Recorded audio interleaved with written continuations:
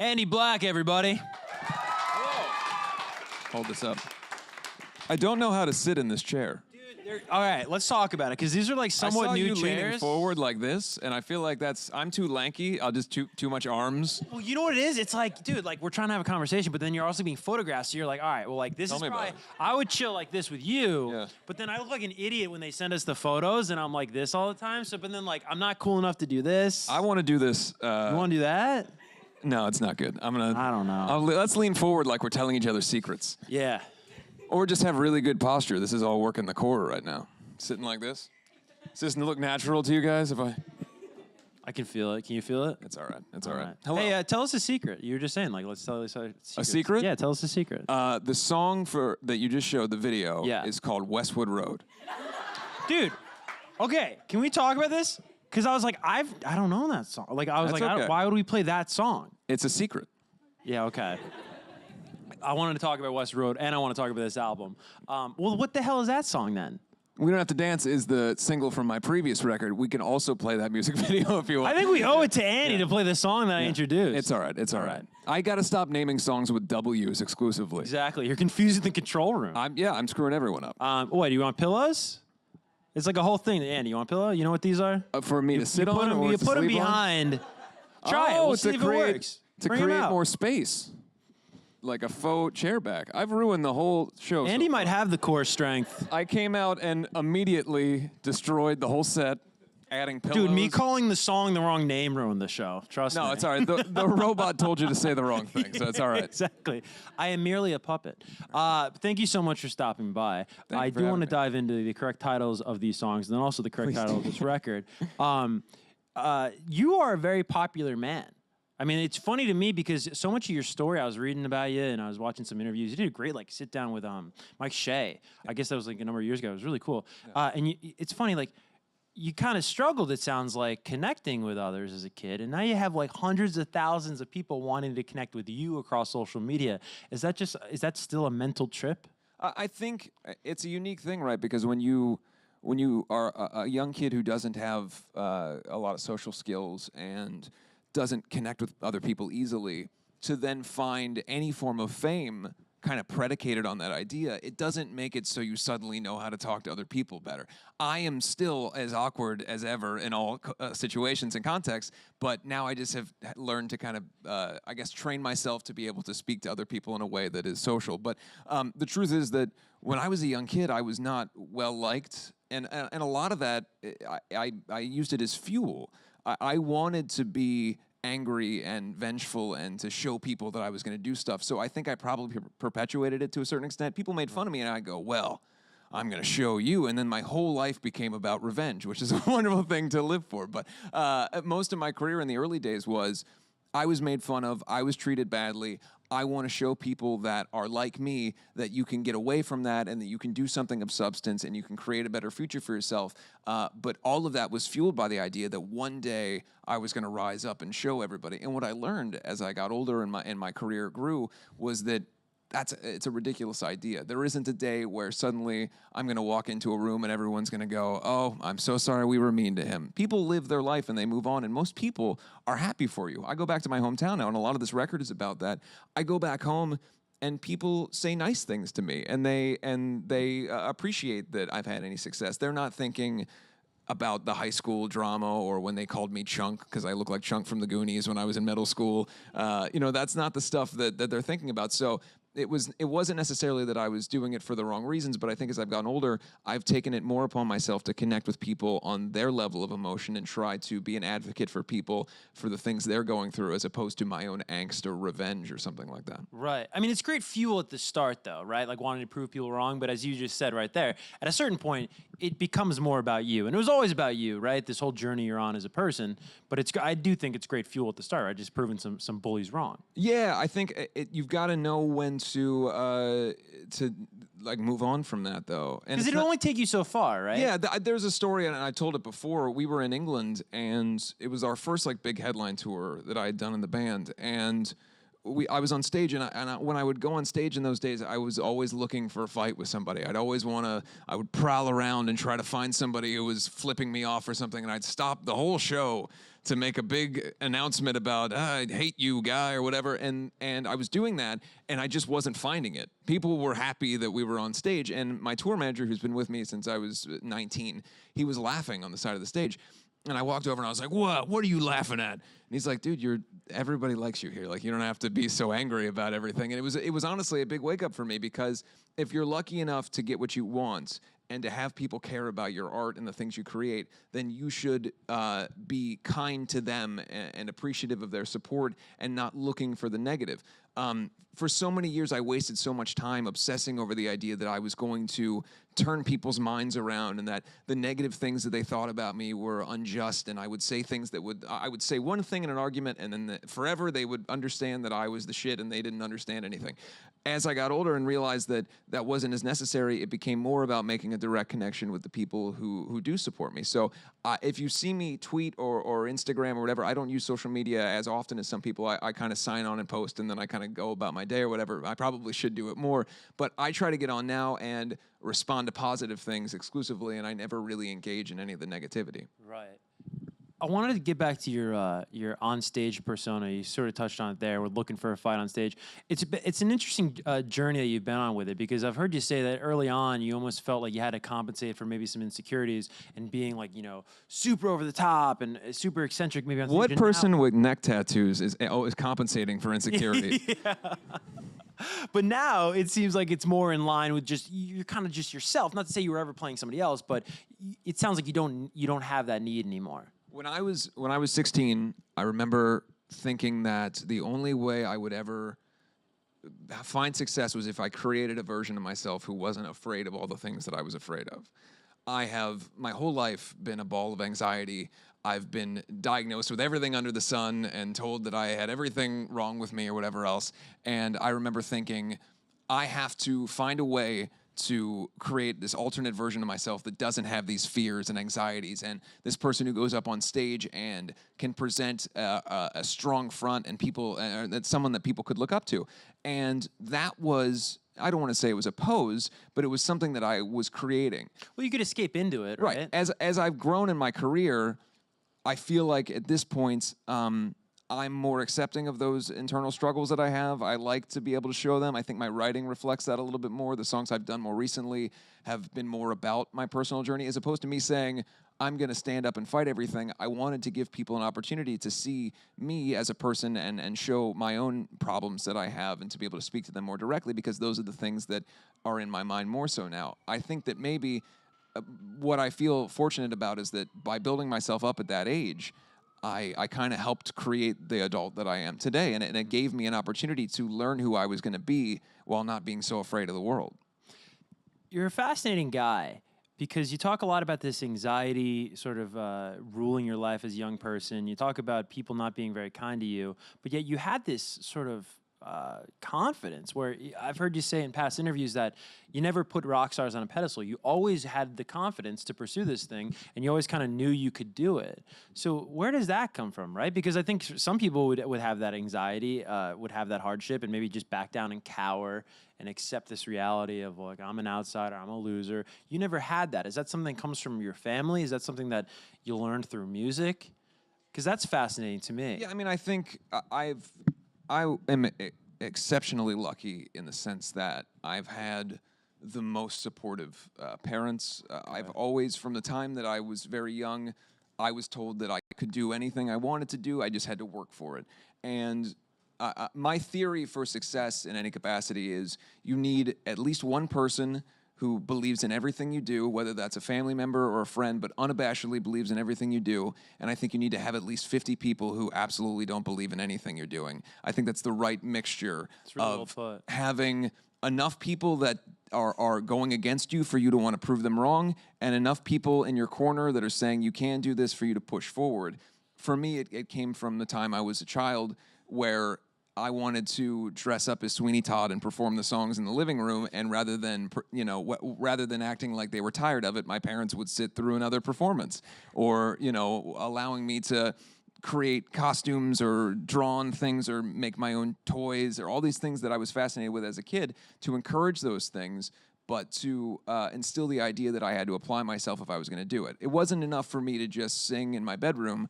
If I was singing poorly in my bedroom, my dad would open the door and say, "You're out of key. You should probably try that again," and then close the door, and then I'd try my 15th cover of Rebel Yell to my mirror that day. Those were the things that now, looking back, helped me develop a sense that this is something I could do. I just had to work for it. And so that's why I don't believe in the idea of the kind of idol worship of that people in my position are somehow greater than anyone else. It is entirely about the application of interest, a little bit of luck, and a constant tenacity to work for things. I have been given so many privileges just by virtue of the fact that I had that supportive family and everything else that I've been allowed in my life. But I'm working constantly to try to sustain those things, and I feel like that's the lesson that needs to be learned by anyone who's coming up, is that I am not particularly, I'm not the most talented singer in the world. I'm not the greatest writer in the world.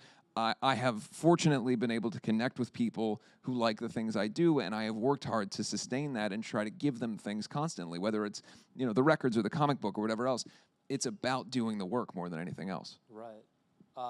Is it true that you talked about your dad coming in, you doing Rebel Yell in your bedroom? Is it true like girls in the neighborhood would come around and like listen to you from outside the window? Or is this a story that dad tells? Like, yeah, I mean, is this look, true? I perhaps I don't. It's hilarious. Like, of the visual is amazing. Well, it was interesting to me because you have to understand that I didn't get any attention from girls in school, much to my chagrin. So I certainly wanted it, but they weren't giving me any attention. So when I would sing in my bedroom, and then all of a sudden, girls or people would come by and stand outside, I was like, oh my God. Maybe this is a superpower. Totally contrary to what I just said, but I started thinking, well, maybe this is a thing. And then I was like, well, then I have to work and do this because maybe this is the way that I could connect with other people. Yeah. And, what's interesting about that is that it really was it facilitated my ability to enter into social circles in a way that I wouldn't have been able to before. I was on tour by the time I was 18. I was on tour full time by the time I'm 19, 20. Up into my early 20s, I'm always on the road. And I really developed my social skills and everything else by doing that, which, by the way, I would not advise for anyone because there's a lot of things about being a touring musician that aren't necessarily appropriate in terms of, like, being drunk all day and stuff like that. Like, that's not, those aren't the morals or ethics of what most people could deal with every day. But when it came to being able to socialize and be around other people, I was kind of thrown in the deep end, and I had to learn it quickly. So much of the new record is about, we've kind of harped on or focused on the hometown, but and then the journey to now. But that's kind of what we're dealing with here. It sounds like you don't have anything to prove to anybody back in your hometown anymore. But what do you have left to prove to you? I just want to improve, and I want to do things that I always dreamt of doing, and I don't want to half-ass them. I feel like I've said for years I wanted to do a comic book, and then circumstances would happen where it would just seem too difficult to do, and I didn't know how to do it, and I wouldn't apply myself properly, and so it wouldn't happen. Similarly, I've always wanted to do things that really involve my hometown, but flying to Ohio and doing stuff there and everything when I live in Los Angeles, it's there's too much going on. This whole record and this trajectory that I'm trying to be on now is about really working hard and applying myself to the things that I've wanted to do because, look, I'm incredibly lucky. I've been doing this, I've been releasing records for nearly a decade, and at this point in my life, since I was a teenager, I've been doing this. People seem to still care, and that's a tremendously lucky place to be in. So if you're fortunate enough to have people care about what you're doing, I can't think of anything that would be more paramount for your life than to continue to produce and to try to reach for the next ring and to give people more, because if I'm standing on the stage and there's people that are here listening, that means that I have the opportunity, and to squander that would be the biggest mistake I could make. Yeah. Something that was really interesting I was reading about the new album is it sort of explores this idea, relationship really between familiarity and comfort, right? Like being in your hometown, but then also feeling like not comfortable at all and not connecting to people, even though they are the people that you're most familiar with.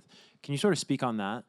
Yeah, I mean, it's kind of weird to have a place be the place for all of where everything started, and you associate all of your greatest memories, and then also where you learned that you were different from other people and you had a lot of negative things happen. And that's kind of, I think, what for all of us that describes our home.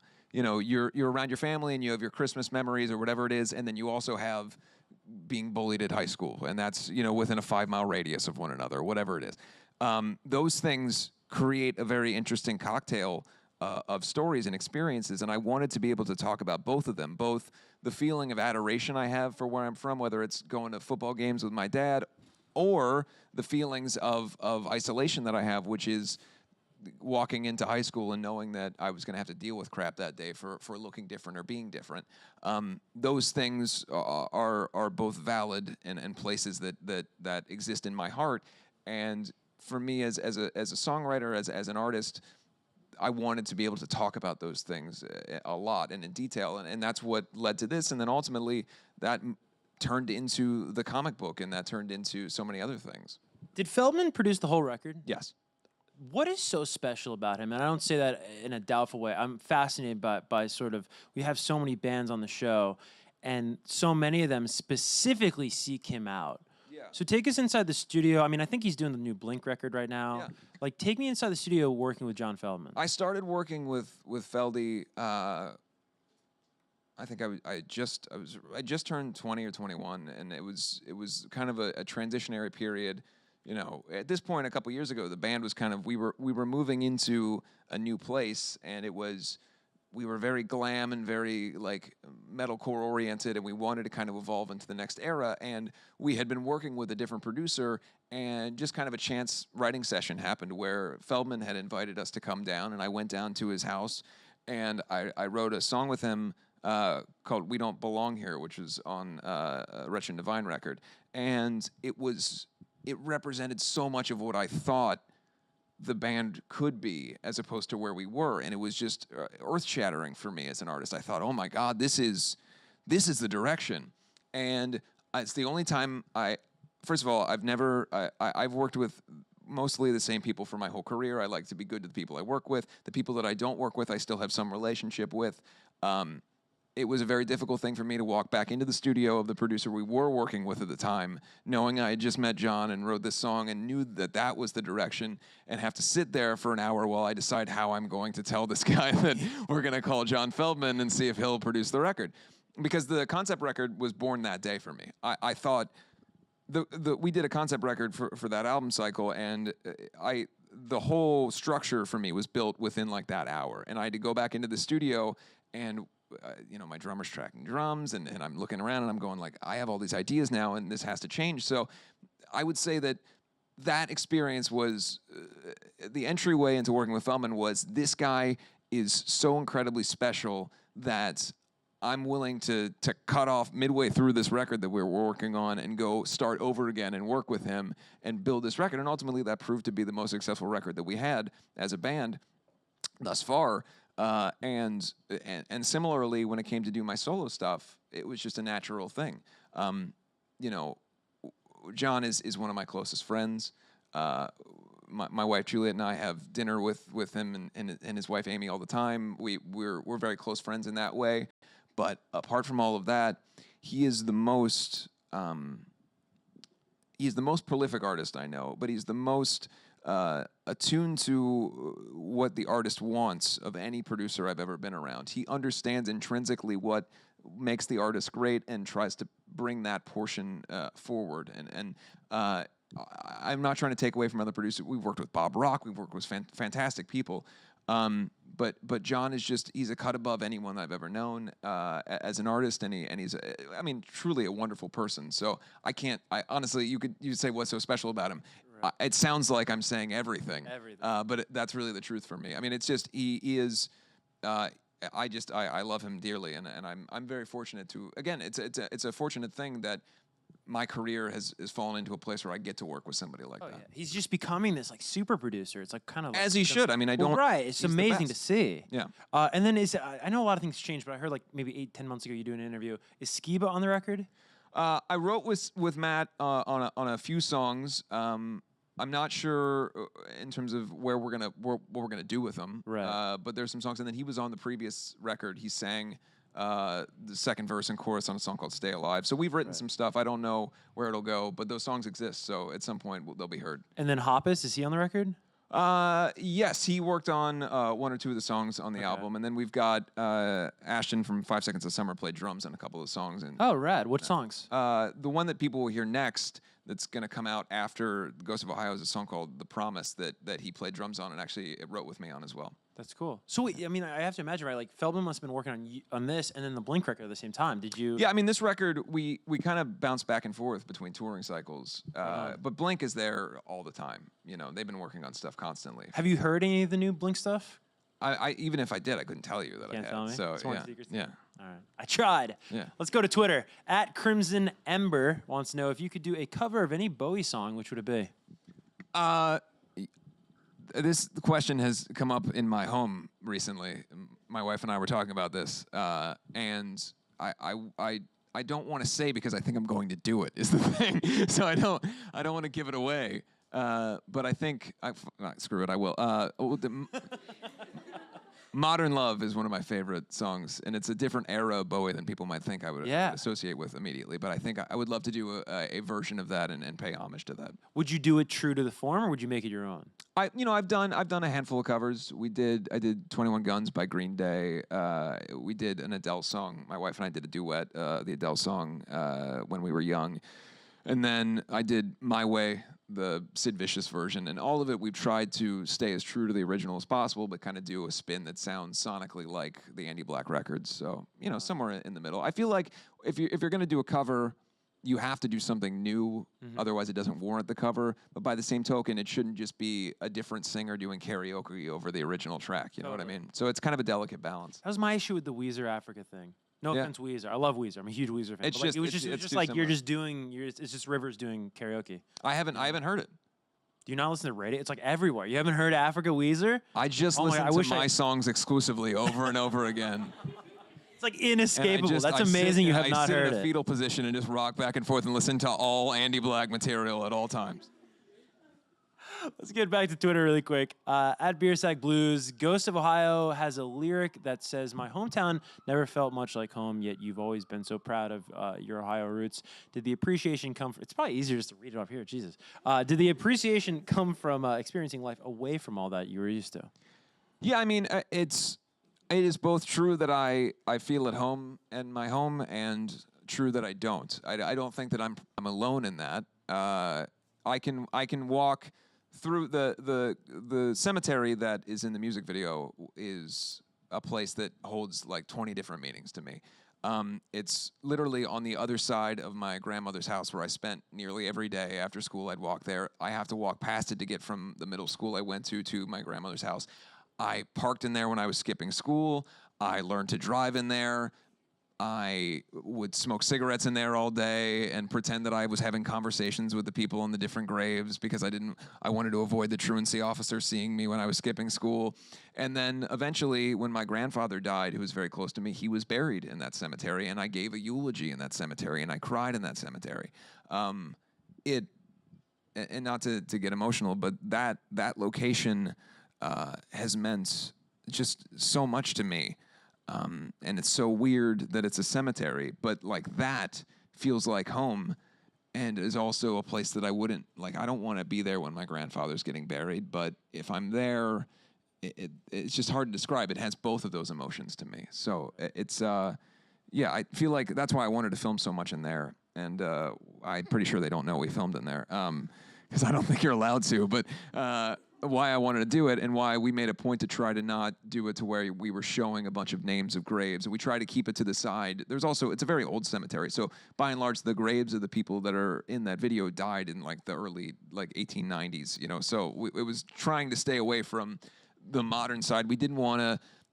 It was a concerted effort to not glorify the idea that we were making light of people's death. It was more that this is a location from my adolescence. And obviously with Ghost of Ohio, all those things tie in together. But that is like if I had to encompass the idea of belonging and not belonging, it's caring a great deal about a Catholic cemetery, on an emotional level. Yeah, no, I get it. Let's get back to Twitter. Got a bunch. Jeez. At Nana Dilem. Any chance for you to collab with Camila Cabello? Just wondering because it'll be bops. There's so much I don't understand in this tweet. Yeah.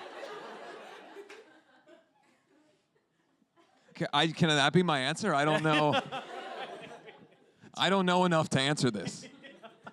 Sorry, Nana. My deepest apologies for my ignorance. Again, I only listen to myself and rock back and forth. We established this. I listen to myself, I listen to me, I listen to Juliet Sims, and then I cry, and then that's the only in a cemetery. I don't cry because of the songs. I cry in the cemetery because of the emotion. Anyway, we'll move on to the...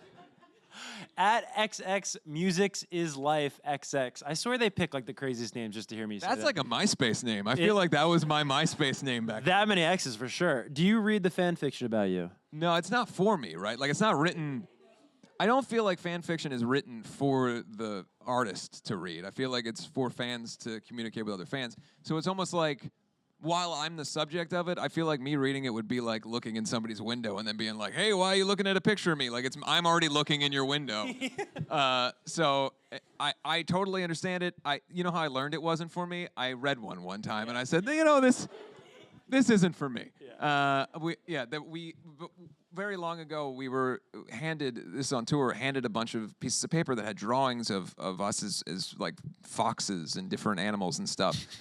And I was like, this is interesting. And so I read it, and I found out that fan fiction isn't for me.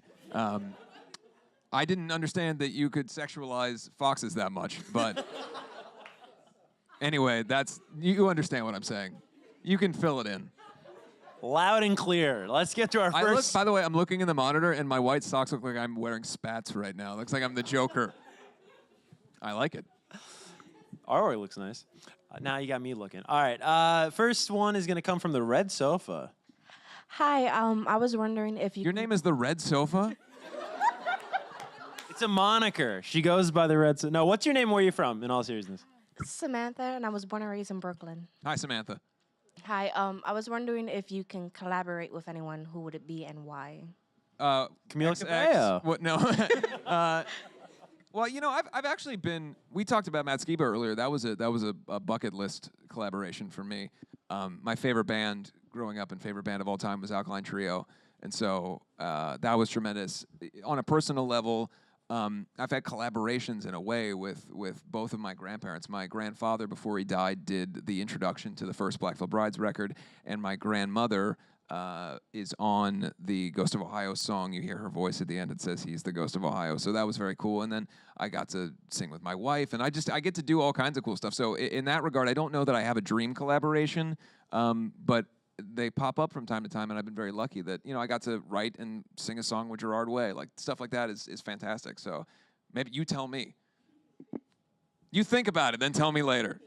What about the Red Sofa? Why don't I collab with the Red Sofa? Can you let me know what is the derivation of the name the Red Sofa? What country is that from? Nothing. By the way, I like your hair. It's very cool. Matches the sofa. All right, enough. We're like embarrassing people. Dude, I wanted to ask you, Alkaline Trio. Do you have like a favorite Alkaline Trio song? Oh, that's hard.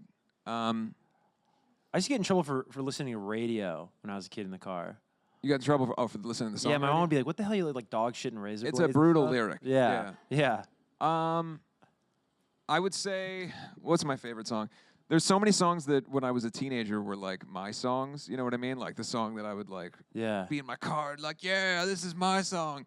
But I would say as a full song, as a complete song, the Sadie from Crimson. Okay, nice. My friend Peter, also great. Just sprung on me.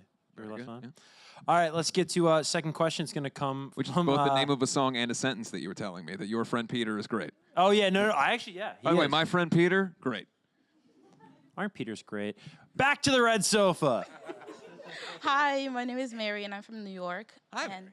my question to you is, what motivated you to create your own music on the side as Andy Black? Well, I wanted to make a different type of music, and this isn't a direct criticism of any other artist, but I often felt like a band, someone in the band, maybe it was the singer, decided that we're going to change entirely and we're going to make this different type of music because they had this other idea. And that's fine in terms of evolution, but I wasn't ready to do that in Black Veil Brides when I started Andy Black. I wanted to keep Black Veil what it was and help it evolve naturally. I feel like from every record that Black Veil's done, we've altered things slightly, but it's always been a natural evolution. To suddenly take a left turn and do songs like Ghost of Ohio and Black Veil felt like it would have been incorrect for what we've built, and I didn't want to betray the audience's trust in that way. You guys have given me the opportunity to make songs and for you guys to listen to. If I was like, hey, you know this band that you love, I'm changing the whole thing right now and you have no say in it, it felt like that was a betrayal of the audience. So I wanted to do something else, and this was my opportunity to do it, and thankfully people have liked it, but it was honestly just me wanting to be able to expand musically. Great question. 2 great questions if you're keeping score at home. 2 great. From the red sofa. All right. My spats are going crazy with these questions. Last and final question is going to come from somewhere. I don't know where row 3 is. Where is? Oh, there it is. Okay. There's always so much pressure on the last question, by the way. What's your name? Where are you from? My name's Sabrina. I'm from Staten Island. Hello. Or the green couch. Or the green couch. Dude, everyone's Andy, hair right, matches the correspond. couch. This is fantastic. Either one. But yeah, my question is, what's your advice for people trying to make it in the music industry? I've given this advice before, and I want people to listen to it, but I don't know if it's the greatest of advice. Hopefully, you can appreciate it. You have to be willing, ready, and able to accept the idea that people are going to tell you how much you suck. That is the best advice I can give you. Because when you start, regardless of whether you're fantastic or not, people are going to tell you that you're not good. Whether it's jealousy, whether it's people that want to do the same thing, whether you actually suck when you start. That happens too. But you have to be able to accept that and say, no, I have an idea. I know something they don't know. I believe in something that they don't get yet, and I'm going to show them that this is the thing. And even if they never get it, I'm going to succeed at this, and it doesn't matter whether people say I suck or not. One of the biggest mistakes people make is earlier in their career, they start to listen to both praise and criticism. You can hear praise, and you can let it define you. Oh, that guy writes songs about this thing. You might go, oh yeah, I guess I do write songs about those things, and that can change you as an artist. Inversely, the negative stuff can make you kind of feel like you're going inside of yourself artistically, that you're shrinking. So to be able to tune out everything and to not listen to anybody and kind of be a little bit of a jerk and just be completely egotistical and say, no, this is me, you can't tell me what to do, I think it's hugely important and the best advice I could give. And look for fights at your shows. Don't do that. Don't do that. Don't flip people off for like hours on end. There were times when we were playing Warped Tour, we'd play like 1.5 songs, and I would just yell the rest of the time. Like it's not good. I love I think it was the Mike Shea piece. You were like, people want you to yell more. You're like, no, I learned how to ride a bridge. Yeah, oh, the screaming, yeah. Did I make this up?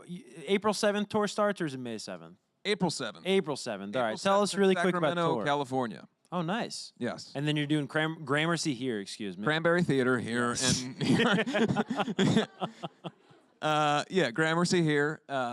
So we're going all over North America, a little bit of Canada, mostly U.S., and then up next I'll be doing more stuff in the summer that I can't talk about yet, and then different countries that I can't talk about yet. But this tour is going to go everywhere, and then we're going to be on the road for a while. Are you on any of these huge like Warped things, or is this some of the stuff you I'm can't talk about? on 2 of the Warped Tour shows. Are you doing the Cleveland one? I'm not doing the Cleveland one. Oh, okay. Even though I'm the Ghost of I was gonna Ohio. say, what the hell? I know. Hey, Kevin Lyman. No, I'm doing Atlantic City, and I'm doing the San Francisco Nice. show. So I'm going to be in Atlantic City. That's going to be a heck of a weekend. Where can we pick up tickets, by the way? Like all for day, socials? because I love Springsteen so much, I will be telling people to meet me tonight in Atlantic City, just over, and then I'll play a harmonica really loud in their face. Dude, that's a cover. We're talking covers before. I'm gonna cover it all day, like walking through catering, just covering, just harmonica. I don't know how to play the harmonica, so it's gonna be awful. Right. Now that's a full bop. All right, Andy Black, That is a everybody. full bop.